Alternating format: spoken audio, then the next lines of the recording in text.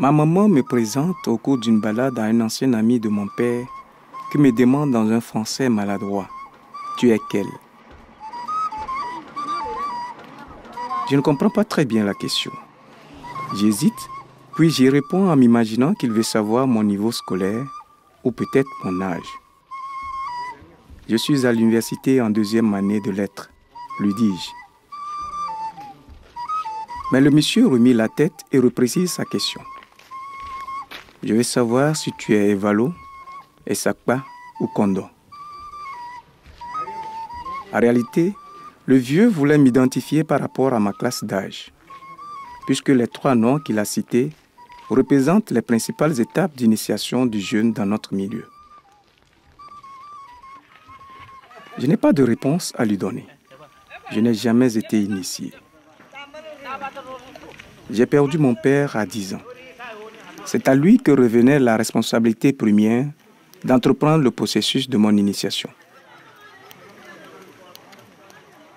J'ai aussi vite quitté le village pour des raisons d'études.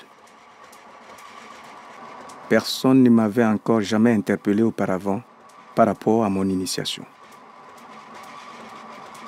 Depuis ce jour, l'interrogation de l'ami de mon père a ouvert en moi une réflexion que je ne peux plus refréner.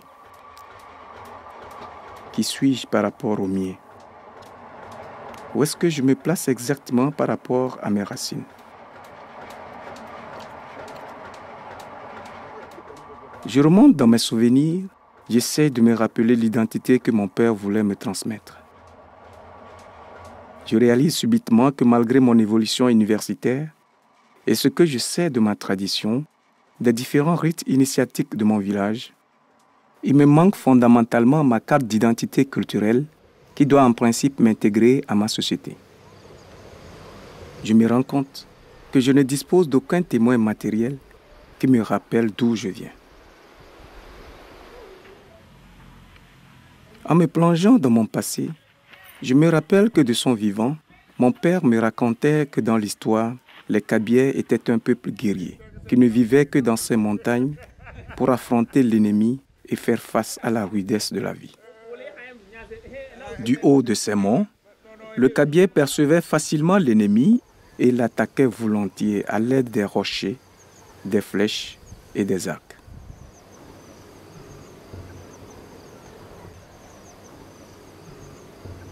Leurs principales activités sont aujourd'hui les champs qui meublent la vie sociale. Dans ces montagnes, les hommes défrichent et labourent, tandis que les femmes sèment.